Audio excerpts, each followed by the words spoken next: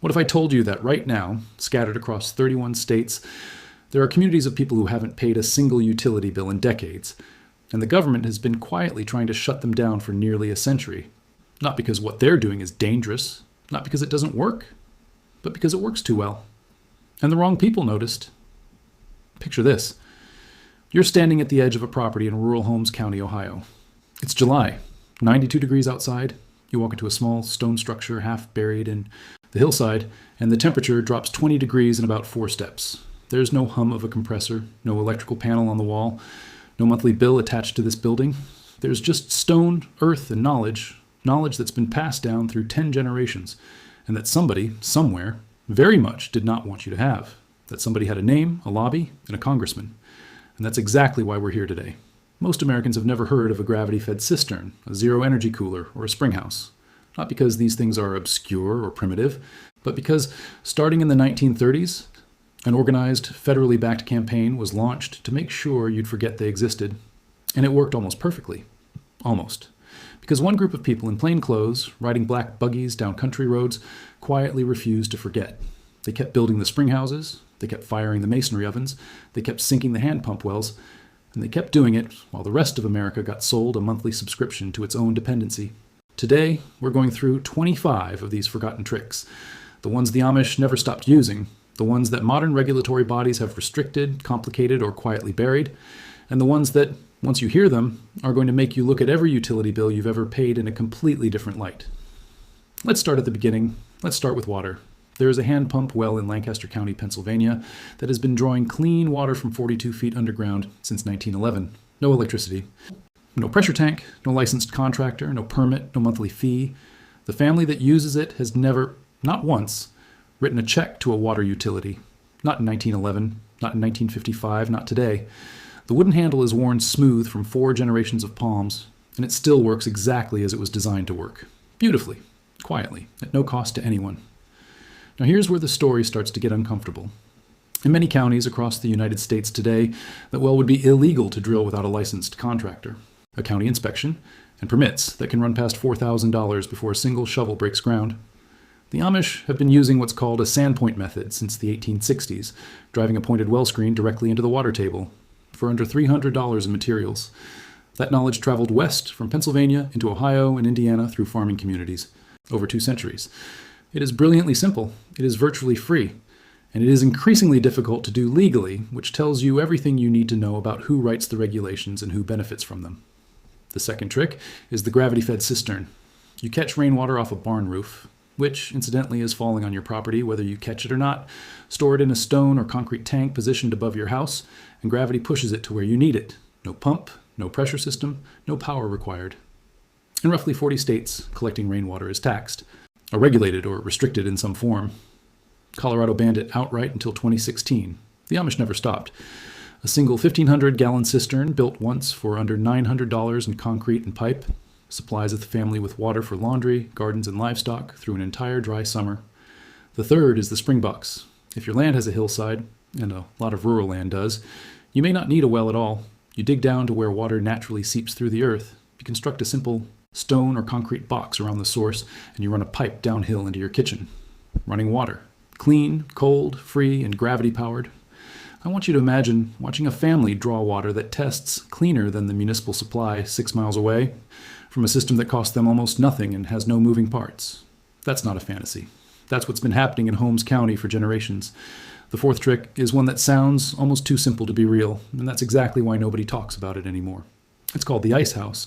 Before refrigerators, before Freon, before any of it, Amish farmers cut large blocks of ice from frozen ponds in January, stacked them inside thick, walled stone structures, and packed them in sawdust. Just sawdust. And here's the part that makes materials scientists raise an eyebrow. A properly packed ice house loses less than 15% of its ice in 7 months. The University of Wisconsin tested this in 1923 and confirmed the number. Some Amish families still do this every winter. They walk into August with ice they cut in January. No electricity, no refrigerant, no bill. Now stop and think about that for a second, because what you're looking at isn't primitive. What you're looking at is thermodynamic engineering from a century ago that still outperforms what most people pay for every single month. The question isn't why the Amish still do this. The question is why we stopped. The answer, and this is the part the Channel Secret Vault has been digging into across dozens of these deep dives, is not an accident. It is a policy. On May 20th, 1936, President Franklin Roosevelt signed the Rural Electrification Act. It was sold as progress, and in some ways it was.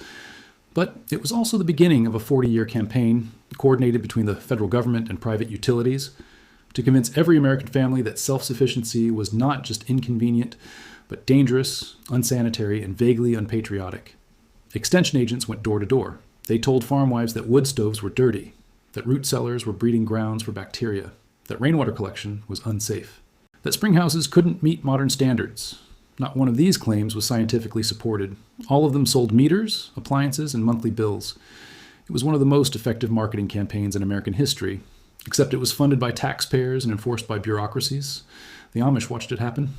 And then they turned around and kept doing what they'd always done. Let's talk about how they kept their food. Trick number 5 is the wood-fired masonry oven. This is not a fireplace.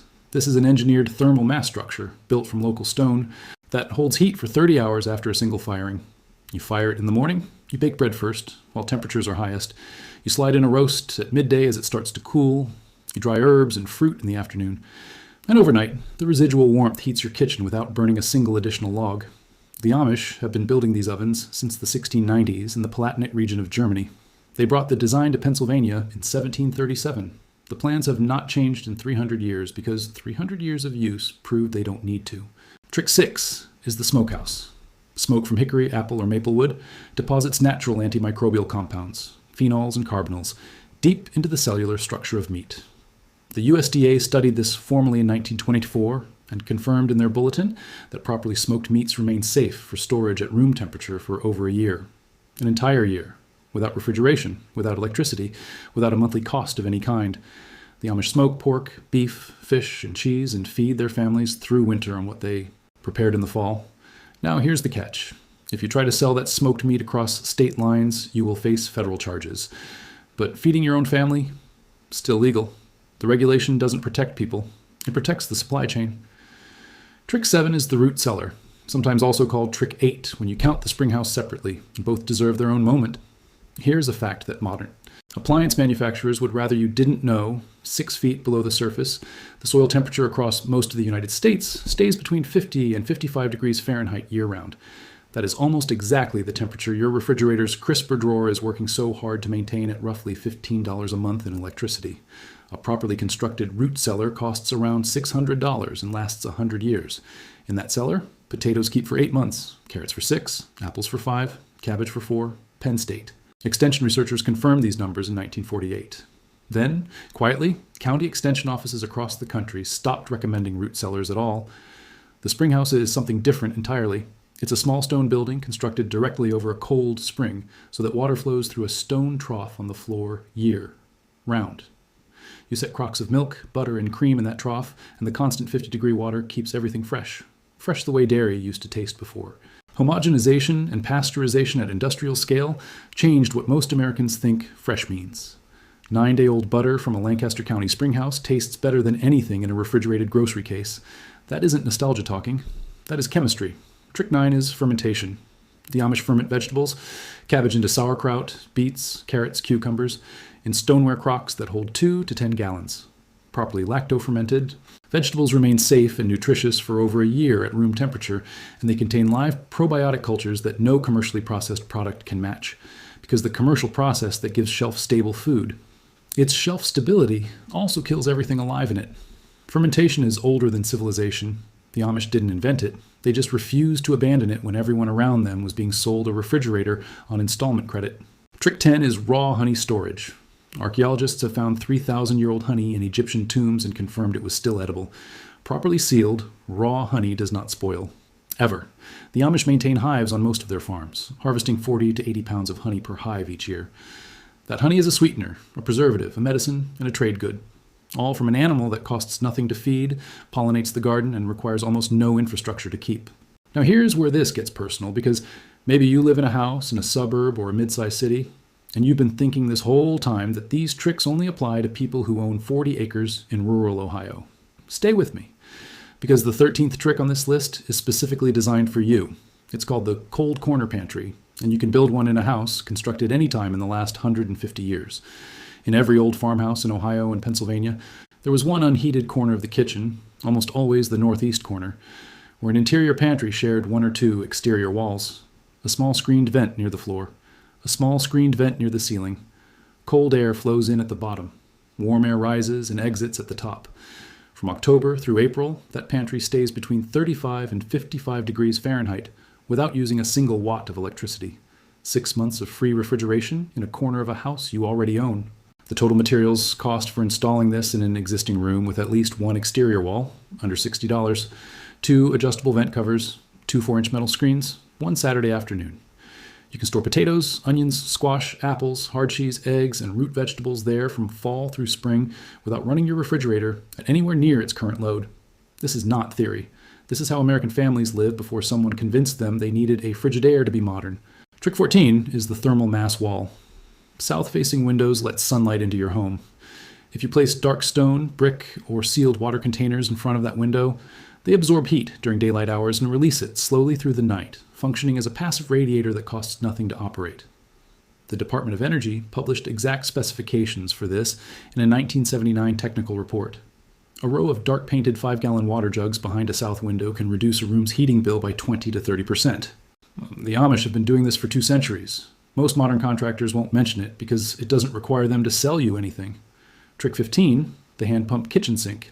Most people don't know this, but you can install a manual pitcher pump directly onto your existing kitchen counter that draws water from a shallow rain collection system or a yard well. The pump itself costs around $140. Installation is 2 hours for anyone comfortable with basic plumbing.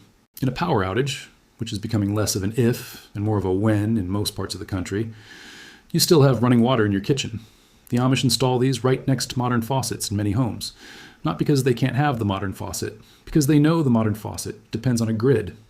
Trick 16 is the wood cook stove, not a decorative fireplace. A real cast iron cooking and heating unit with a flat top surface, an oven chamber, and, in many designs, a hot water reservoir on the side. A single stove heats your kitchen, cooks your meals, bakes your bread, and produces 10 gallons of hot water per day from firewood you cut on your own land. Used Amish-made cook stoves sell for between $800 and $2,000. New ones run $3,000 to $5,000. A modern range lasts 12 years. These stoves last 100.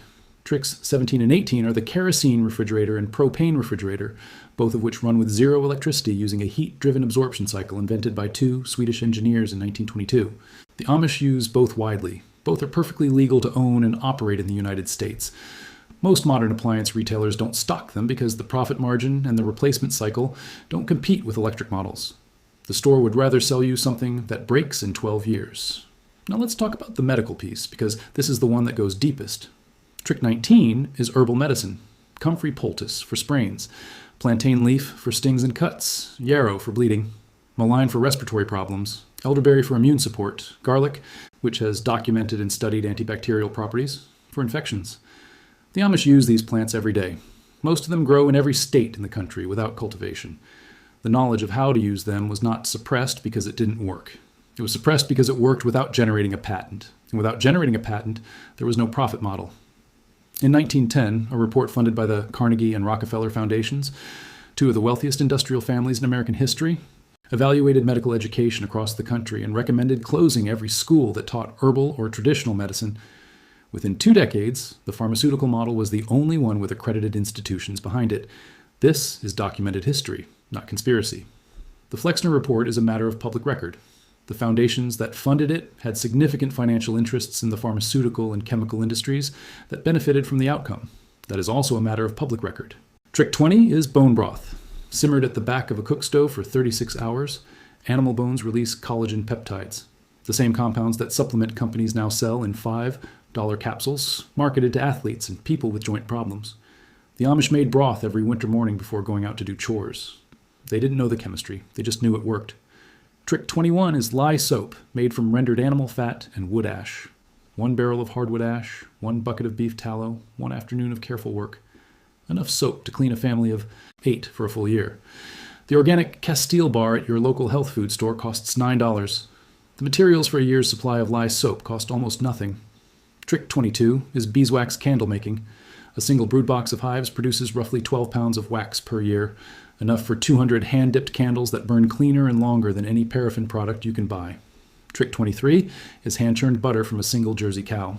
One cow, properly managed, produces enough cream each week to make butter for a family with surplus left over for trade. Trick 24 is the treadle sewing machine, which runs without electricity, requires no software, has no subscription, and if maintained properly, outlasts every person who uses it.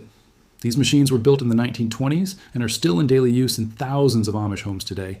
And then there's Trick 25, the one I want to spend real time on, because this is the one that changes how you think about everything that came before it. In 1937, a USDA agricultural engineer named Henry Giso at Iowa State College published Farmer's Bulletin number 1797, titled simply Farm Cold Storage. It was distributed to 200,000 farm families across the country. After World War II, it quietly disappeared from extension office shelves. To find a copy today, you have to track it down through interlibrary loan from the National Agricultural Library. Inside that bulletin is the design for what Giese called the Zero Energy Cooler. Here's what it is. It's a small underground chamber, 4 feet wide, 4 feet long, 6 feet deep, lined with concrete or stone with a wooden lid insulated with straw or sawdust.